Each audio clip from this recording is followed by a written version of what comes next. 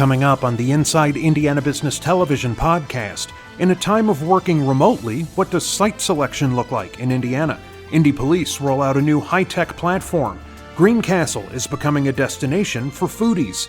Indiana has a new strategy to battle infant mortality. Big changes are coming at IUPUI's Kelley School of Business.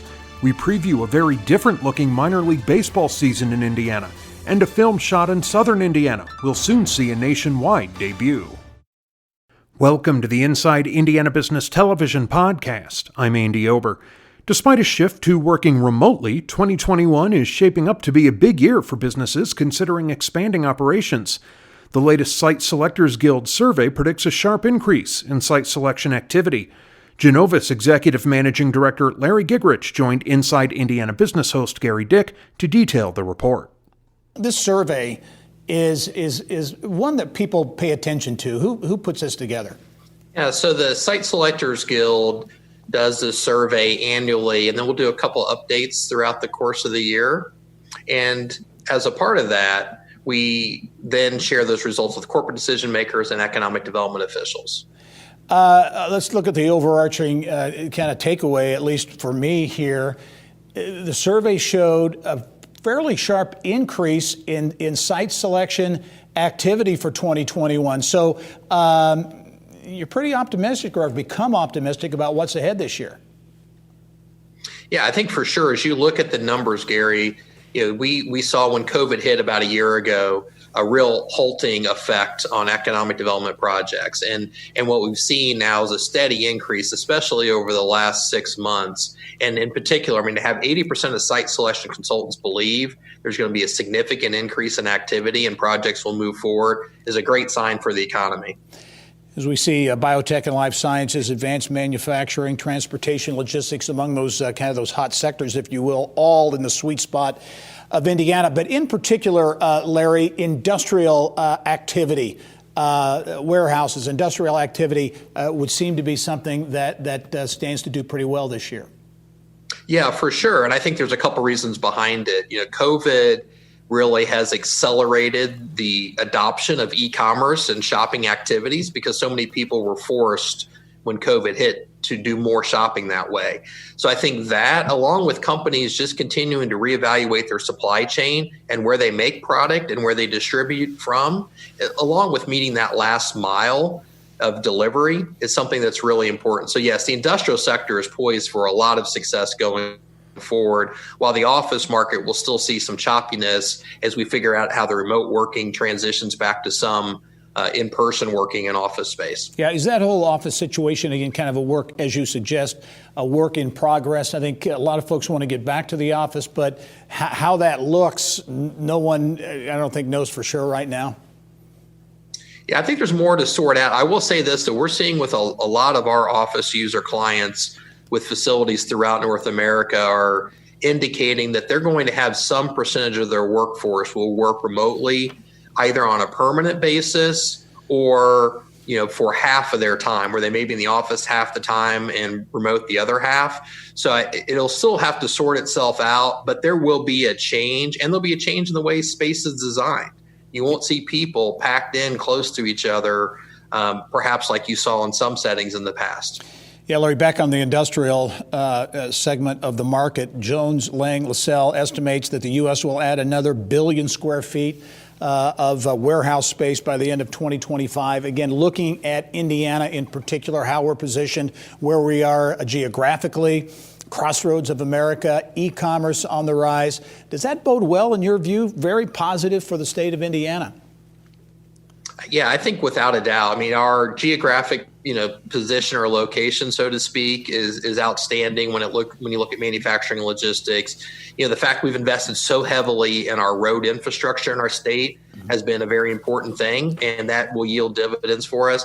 And we've had a talent pool to support both manufacturing and distribution for a long period of time. All those position us well, I think, to have success in that space. Yeah, and you mentioned talent, the talent pool. There still is, though, some questions, a bit of a challenge around skilled labor and how that could impact, in particular, a state like Indiana. Yeah, I think it's interesting. We went through this COVID experience and we saw unemployment rates really jump. I think a lot of people felt like that would relieve some of the pressure on the talent issue. But that really wasn't the case. And in particular, in a number of areas, both to support manufacturing and logistics, but also on the office and tech side, lots of shortages continue for skilled workers. And really, we're facing also an issue of people who have left the workforce who may not come back. Yeah. And I think that's going to be really interesting to watch how it affects talent in Indiana going forward. 15 seconds left to kind of put a bow on this. This would seem to be a bit of optimism as we head into 2021. Absolutely. And I think Indiana having the right fundamentals in place in terms of a business climate and investing in itself has positioned us well coming out of COVID. All right, Larry Gigerich from Genovis, as always, some great perspective on what's ahead for economic development. Larry, thanks for joining us. We'll talk to you soon. Thanks so much, Gary. Always good to be with you. Marion County residents now have a new high-tech option to report non-emergency incidents to the police. The Indianapolis Metropolitan Police Department has adopted the Relay mobile app. IMPD Deputy Chief of Operations Josh Barker came on the show to explain how the platform works. This is an app. Relay is a startup, a tech company. It's been developing this. We had their CEO on a year ago, and he was very excited about it. This obviously is advanced. IMPD just now announcing they're going to use this Relay app to help in crime fighting. Number one, how does it work? What's the app all about? Well, the app is just that, right? We recognize that while this is not a replacement for things that are already in place, it certainly is an enhancement to how the public in Indianapolis can interface with their police department directly. So it uses app-based technology to directly report non-emergency incidents and activities directly to the officers who are patrolling the neighborhoods. So this, again, app-based technology, that includes a camera on the phone. So you can use that camera, visual evidence, if you will, to help in the process. So this really gives a lot of added benefits when officers are responding or trying to solve a situation. That's right. I think everybody recognizes that when an incident happens, time is crucial. And I think one of the drawbacks of traditional telephonic reporting of crime, both emergent and non-emergent, is there's no way to harness the technology capability that everybody holds in their hand now with a high definition camera.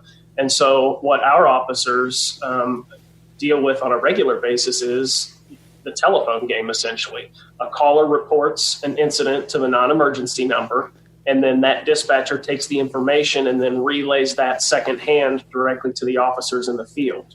What the Relay app allows us to do is sort of cut out that middle step. This allows people who are experiencing that issue to document it with camera or video evidence, navigate a very user-friendly interface to upload that picture and describe their complaint. Then our officers in the field who are monitoring the Relay app via their in-car laptop computers get that alert directly sent to them, and they can open up that complaint, they can see the pictures, they can get the description that was provided by the user of the app, and then they can also immediately start communicating back and forth through a messaging function to ensure that we're sending the appropriate response as requested. Yeah. This comes at a very opportune time for you too, as Indiana, but specifically Indianapolis, prepares to host for the first time ever the entirety of March Madness. How important is this going to be? The fan base is not going to be as big as it would normally be, but still there are going to be a lot of people downtown in particular. How is this app going to help the police department? I mean, what an incredible opportunity for our city. We recognize that we're a convention city and a sports city, which by default makes us a convention police department and a sports police department. Right. And so to be on the eve of something that's never been done in Indianapolis, your police department is very excited to have a crucial role in that. And so the benefit of Relay is anyone can go to the App Store or Google Play and download the Relay app. We would ask that you sign up for the notifications.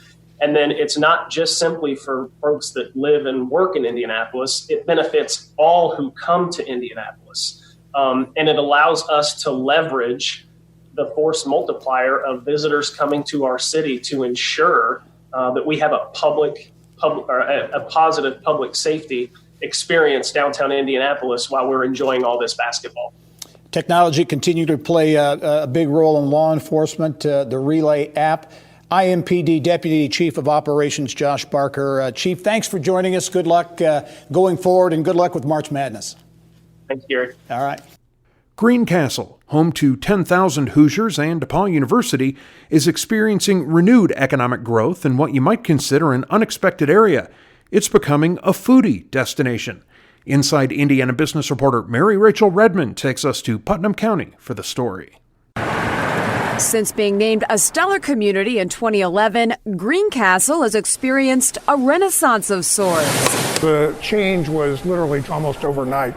We were able to do things in sort of a dramatic push so that you saw change within a year or two. And DePaul coined a term called communiversity, community and university. And we know that we are only as strong as each other. And we want to provide a place that is safe and fun for their students, as well as for our townspeople. In just under a decade, the downtown has added 8 new restaurants, notably the upscale Italian eatery Bridges in 2017, and most recently, Breadworks by Bridges, both owned and operated by the Greenfields Group, who one might say has single-handedly been responsible for transforming Greencastle into a foodie destination that rivals some of the best in the Midwest.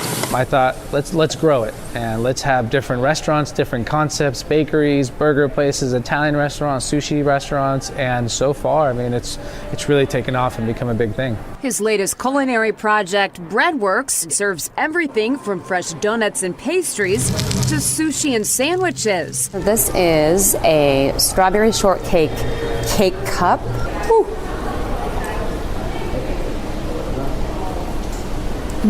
That is good, as it smells and sounds.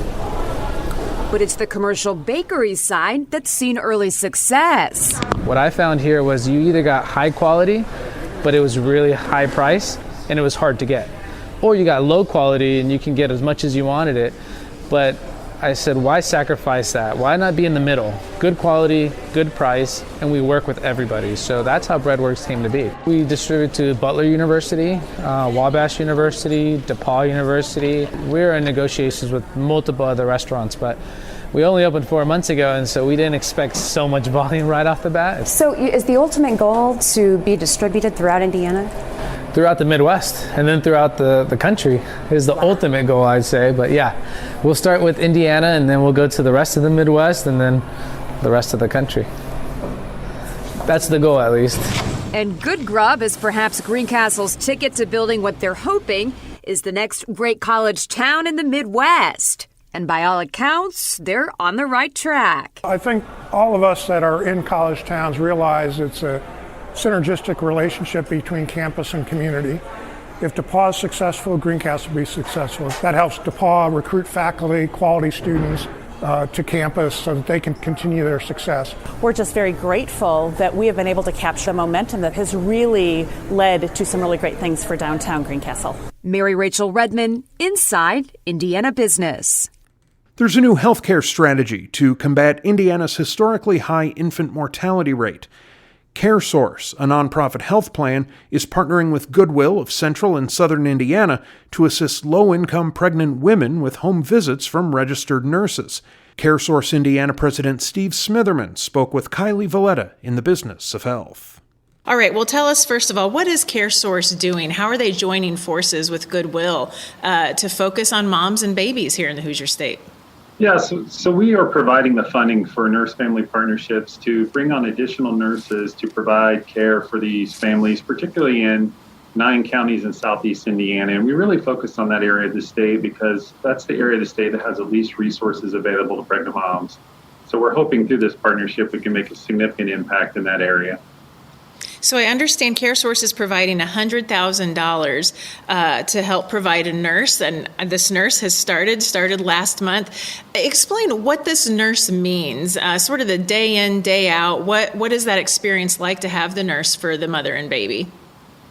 Yeah, so the nurse will work with moms during and after their pregnancy to provide medical, parenting, and family education. It's really a real-time resource for the moms to be able to reach out to anytime should they have questions or concerns, and also to ensure that the nurse will ensure that mom is getting all the necessary visits pre and post delivery for not only herself, but also the baby. And one of the great things about this is that these are home visits, correct? The mom doesn't even need to leave her house? Correct. The nurses will be going into the homes of the members to provide these services. So it's nice. The members will not have to worry about transportation or other elements that this way we will ensure that the mom's getting all the visits that they need prior to delivery. And we were estimating that this will impact about 25 moms total, even though it's just one nurse. CareSource could have partnered with a variety of programs. Why did CareSource choose Goodwill, this program at Goodwill, to be its partner in particular? Well, I think, first of all, the infant mortality rate in Indiana has been a concern for a long time. We have one of the highest infant mortality rates in the country and the highest in the Midwest. And I know the governor's initiative around reducing that and becoming the best in the Midwest by the end of his term is something we wanted to align ourselves to. And so what we've seen from previous experience in nurse family partnerships is great outcomes from the members that they work with. 89% of the members are born at normal birth weight, and 95% of the members are born full term. And then if you look at historically out past 10, 20 years after individuals have been in this program, we see higher graduation rates, lower incarceration rates, just tremendous outcomes for this program. And that's why, we're very intentional of where we invest our dollars, somewhere that we can see and measure the impact that it's making. And we feel like this program is one of those things. So CareSource covers multiple states, and this is the first state, Indiana, where CareSource is launching this program. So it's a pilot program. What results are you hoping to see, and what do you think that could mean for the future of the partnership? Yeah, this is a pilot, and if we see the results that we expect or hoping to see, we will look to expand upon this pilot in future years. And really what we're looking at is to help reduce the infant mortality rates in the area that our nurses will be working. In addition, also to see the impact they may have around NICU cases. The birth weight and the full term is great data that they have. Also around breastfeeding, 93% of their members initiate breastfeeding. We see about 60% less ER utilization for these members. And the great thing is, these nurses will stay with the mom 2 years post-delivery to ensure that these children are getting all of their well child visits completed as well. So do you think this could expand throughout the entire state, or even be sort of a model for other states that CareSource works with? Absolutely. I can see this expanding into other parts of the state, as well as expanding this into our other markets if it's as successful as we expect it to be. So the infant mortality rate in Indiana has dropped for 3 consecutive years. However, we're still well above the national average. You mentioned off camera, this is just one way that CareSource is trying to impact infant mortality. What are some of the other efforts that you have underway? Yeah, at CareSource, we have a dedicated maternal child team that works closely with moms and babies. We go around the state and provide what we call baby fairs, which would be similar to a baby shower, where we bring in our pregnant moms or moms that have recently delivered and do a lot of education around, parenting, medical, family education is involved in that as well. So that team is very ingrained in the community. They touch all areas of the state. And prior to COVID, we were out in person on a regular basis. We're doing more virtually right now. But post-COVID, we will definitely be getting out in the community again. And we also do a lot of work with the local hospitals and their NICUs, making sure that the NICU babies are transitioning into their homes safely. And one of the things we're doing around that is we're providing baby scales. So we're providing baby scales to the moms of the babies that are being released from NICU that they can have at home. This serves multi-purposes. One, it prevents mom and baby from having to get out and go to the doctor just for a weight check. 2, it provides mom with, a peace of mind. And anytime she's concerned about the baby weight, she will have a scale in her home where she can weigh the baby. So we think this is just another way that we can help contribute to reducing the infant mortality rates across the state of Indiana. Okay. Well, Steve, thanks for being on the show and telling us about it. Good luck with the program. Thank you so much. Remember, you can catch Inside Indiana Business Television on stations throughout the state every weekend. Head to InsideIndianaBusiness.com to check listings. Big changes are in the works at the IUPUI Kelley School of Business. The school is retooling its undergraduate curriculum and updating how it uses technology in the classroom. We get more from undergraduate faculty chair Charlotte Westerhouse Renfro in our Eye on Education segment.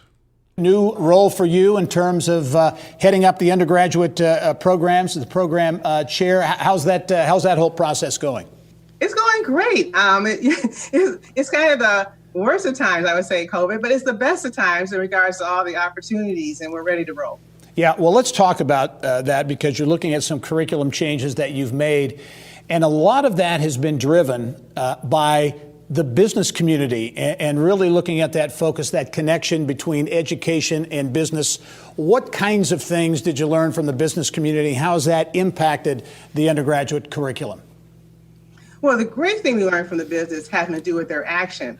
Last year, right in the midst of COVID, we still found jobs. 90% of our graduates found jobs within 60 days. But what we learned from the business is they want our students, but they want students who are career focused, long-term, analytical thinkers. And here's the good news. Our students actually want this too. Mm-hmm. They want more than a job. They want to understand right from the start what a career is like. And one of the most important, I think, innovative facets of this new program is internships with businesses starting with freshman and sophomore year. Typically, our students have internships junior or senior, but we believe with our curriculum, our new courses, the earlier they start with internships, the more successful they'll be with Indiana businesses, and the more successful our businesses will be. Yeah, and I've got to imagine the business community was probably pretty interested in talking to you about that and really engaging and trying to give their input, if you will, in the educational process. Absolutely. They were extremely interested, and now extremely eager as we move out of COVID and revitalize our economy and our jobs here in Central Indiana. Okay, this fall, freshman students, to give you an idea of some of these new courses, will get a new professional perspective course that gives them the sense of necessary components and relationships for career success. Is that, I guess, a good example of what we're talking about here in terms of the new course offerings? Yes, early on, starting in their sophomore year, they'll have a better idea of what's happening, perspectives, various, not behind just the name, but what supply chain really does. And also another great course we're going to be adding is technology and business analytics. No matter your major, whether it be marketing, you need analytics. Here in Indianapolis, we're at your supply chain center, you need analytics. HR professionals, you need analytics. So that will be incorporated in their sophomore or beginning of junior year to help them with our integrated core to understand how business works as a unit versus a singular subject or major. Yeah. COVID obviously has presented challenges for everyone, but some of the silver linings, if you will, coming out of that, the ability to do online, you're going to integrate that too in that online component in the curriculum as well. Well, we're going to integrate in a way that I think is going to be extremely helpful for our students. We learned a lot of lessons using this technology, and predominantly all of our classes are going to be in person. But we're going to integrate what we learned from the technology, place it with our faculty face to face. And I really think that the students, especially our freshmen and sophomores, who their past maybe senior year have not had teachers in front of them, they're really looking forward to seeing us in the classroom face to face, integrating the technology we learned when we taught classes online. And I've got to assume you and many others at IUPUI are anxious to get students back for that in-person classroom experience. Absolutely. As a faculty member, there's nothing like it. We've done a great job. We have done a fantastic job with our students online, but our students want us in front of them, and we want to be in front of them as well.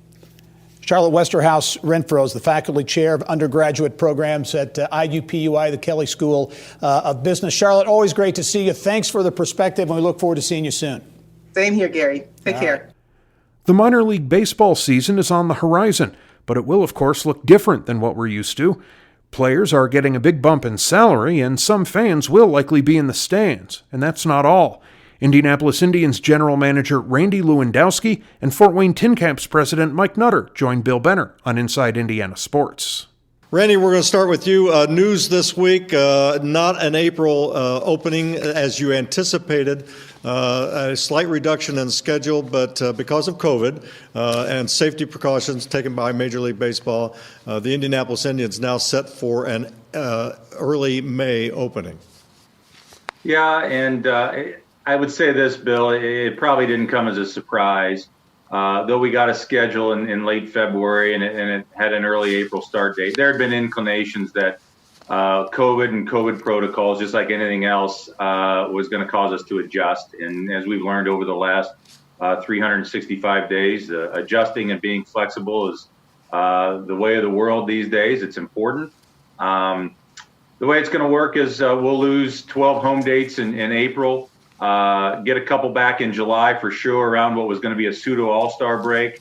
And then there's still a possibility we can play deeper into September than we ever have. That hasn't been satisfied or decided yet, but something that we're going to look at with Major League Baseball and hopeful that we'll get things going. But we're just excited that we've got a schedule. We're talking baseball. Springtime is here. Spring training's rolling, and look forward to bringing people back to downtown Indianapolis.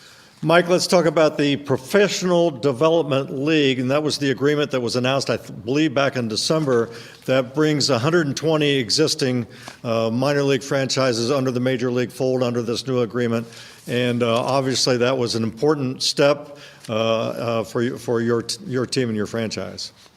Absolutely. Major League Baseball has the oversight now of what we always knew as minor league baseball, and some of the old terms that we use with professional baseball agreements and things are gone, but the three teams in the Hoosier State are in the new program and a part of the 120 because of the success and all of our great fans from around this state. So big picture, there'll be some changes for guys like Randy and I to deal with on the backside, but really excited about the new things going forward. And Mike alluded to the third team, that would be the South Bend Cubs. Randy, let's talk about to both of you, but we'll start with Randy.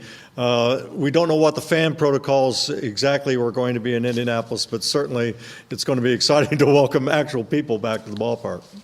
Yeah, we are. I think both Mike and I and our staffs did a great job last year, in the summer and in the fall to activate our ballparks the best that we could, but it wasn't our core businesses. So we're excited to get back to baseball. Everyone's going to work with their health departments. We're going to allow the NCAA, as Indianapolis is going to host March Madness. That's going to be great. That's going to help pave the way, I think, for protocols. We'll dovetail with that. Our plan is in queue with the Marion County Health Department. We'll be looking to sit down with them here sometime soon to hammer out our plan. But lots of great ways already being paved for us. And I know Mike's had some success up with his health department up in Fort Wayne. So it's just like anything else. We've got to take the proper protocols and guidelines. Health and safety is the most important thing for our fans, our staffs, our players. It's a real world deal that everybody has to deal with. And we'll do the best that we can and deal with whatever limited capacities there are now. Being outdoors is going to help us, and we'll hope that we can see some growth in those limited capacities as we make our way through the season. Yeah, Mike, and I know you've already talked with your health department, and they have given you some guidelines for the upcoming season. Absolutely. Our opening day for the TinCaps is May 4th, but we're going to play a bunch of college and high school games to fill in when we would normally be playing in May. So we received word this week that our plan of just around 3,000 fans it has been approved to start. Like Randy said, hopefully as we go, it increases. But we appreciate everything the Board of Health has done. They've got a lot of stuff to worry about beyond, the TinCaps and Victory Field and Parkview Field and things like that. So we thank them for what they're doing. We're excited just to get going. We didn't expect we'd open at 8,000 people. We'll start where we are and hopefully build from there. Gentlemen, we got about a minute left. Now, certainly the impact of Victory Field and Parkview Field on the downtowns of Indianapolis and Fort Wayne significant. I know, Randy, you have brought about 600,000 fans down every baseball season for a number of years. 500,000 about in Fort Wayne. Just again, Randy, start quickly. Talk about the impact of Victory Field on downtown Indianapolis. Well, we think it's the best outdoor community gathering place in Indianapolis. I'd say the state, but Mike's on with us right now, and we know Fort Wayne does a great job. But that's what we're about, bringing people together. We've been told not to do that for a year. People are going to be anxious to do that once again, and we hope to be at the forefront, just like Mike's going to be up in Fort Wayne. Yeah, and Mike, again, the Parkviewville, a real downtown asset in Fort Wayne. Absolutely. And we think the baseball is great and it's very important, but we can be a part by opening up of the healing and bringing our community back together, just like Randy said, and we couldn't be more excited. Well, gentlemen, thanks for being on the program. And again, we can't wait to think about having baseball in two great downtown venues in Indianapolis and Fort Wayne. Randy Lewandowski of the Indianapolis Indians, Mike Nutter of the Fort Wayne Tin Caps. Gentlemen, thanks for being on the show with us. Thank you. Thank you. And finally this week, there are high hopes for a low-budget feature film shot mainly in southern Indiana. A Father's Fight will make its nationwide debut in just a few weeks. Director Tyler Sansom joined us with more. Hey, congratulations, too. Give us a thumbnail description of First Capital Films, small, independent, faith-based film company.